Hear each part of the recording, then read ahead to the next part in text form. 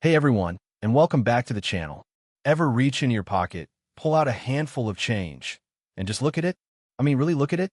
You've got your pennies, your dimes, and, of course, the humble nickel. Today, we're focusing on one specific coin, the 1989 Jefferson nickel. It's a coin that millions and millions of us have handled. It's sitting in jars, in car cup holders, and in your pocket right now. But the question I get asked all the time is my 1989 nickel worth anything? Is it a rare error? Should I be hoarding them? In this deep dive, we're going to uncover the complete story of a 1989 nickel.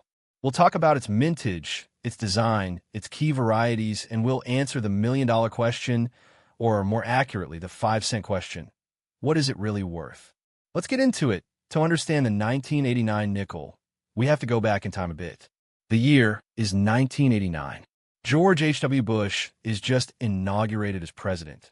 The Berlin Wall is about to fall, and Batman is dominating the box office. And in our pockets, we have a coin design that, by 1989, was already 47 years old. The Jefferson nickel, first introduced in 1938, designed by Felix Schlag. This classic design features a left-facing profile of Thomas Jefferson on the obverse, with the word liberty and the motto, "In God We Trust," along the edge. The reverse is Monticello, Jefferson's famous Virginia estate. You'll see Monticello, 5 cents, United States of America, and the Latin motto E pluribus unum. Out of many, one. Now, here's the crucial part for value. Mintage numbers. The U.S. Mint was producing nickels in massive quantities to support commerce. Let that sink in. The Philadelphia Mint struck over 1.2 billion nickels. The Denver Mint struck over 1.4 billion. That's a combined total of nearly 2.7 billion 1989 nickels. This is, by any definition, a common coin.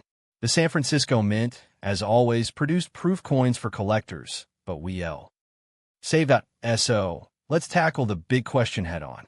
You go through your change and find a worn, circulated 1989 P or 1989 D nickel. What is it worth? For the average circulated example, the value is 5 cents. I know, it's not the exciting answer you might have been hoping for. Because these coins are so incredibly common, they have no numismatic premium in worn condition.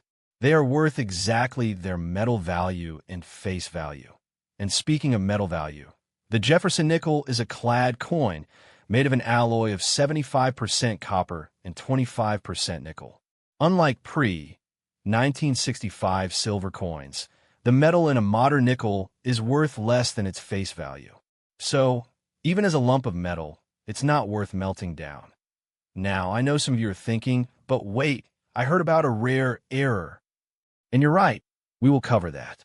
But for every one of those, there are hundreds of millions of regular, common 1989 nickels. So, if you have a worn one, spend it, save it as a type coin, or throw it in a jar.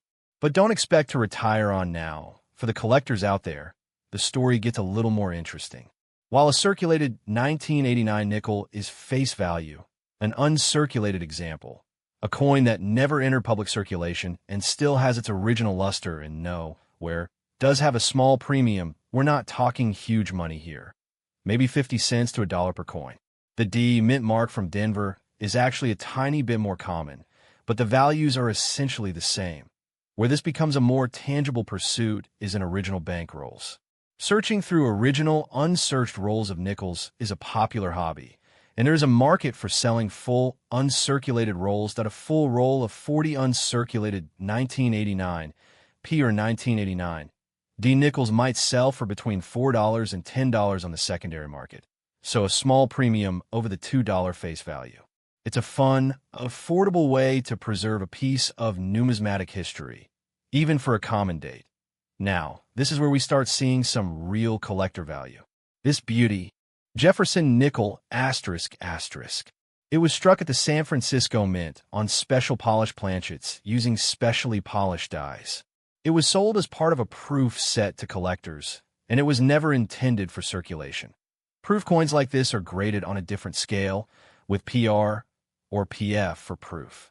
The most desirable are those with cameo or deep cameo contrast at SO, while a standard proof 1989 S is only worth a few dollars. A truly perfect gem in a PR 70 grade can be worth over $100. This is a perfect example of how condition is absolutely everything in numismatics. All right, you've been patient. This is the section you've been waiting for. The reason everyone scrutinizes their 1989 nickels. The potential jackpot.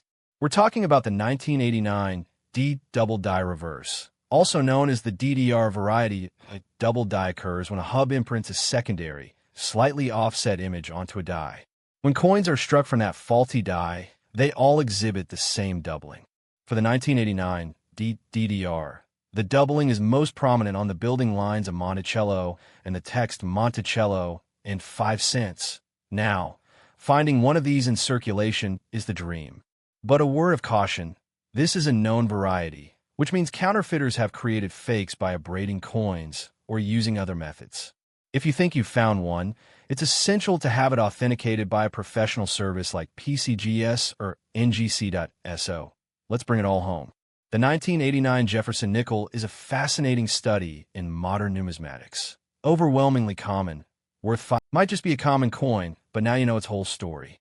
End screen sequence with links to other videos. The 1942 to 45 wartime silver nickel, top 10 valuable modern coins, how to search coin rolls, social media links, and a subscribe button. If you enjoyed this deep dive, hit that like button and subscribe for more content just like this. Let me know in the comments below. Have you ever found a cool error nickel? I'd love to hear about it. Thanks for watching, and until next time, happy collecting.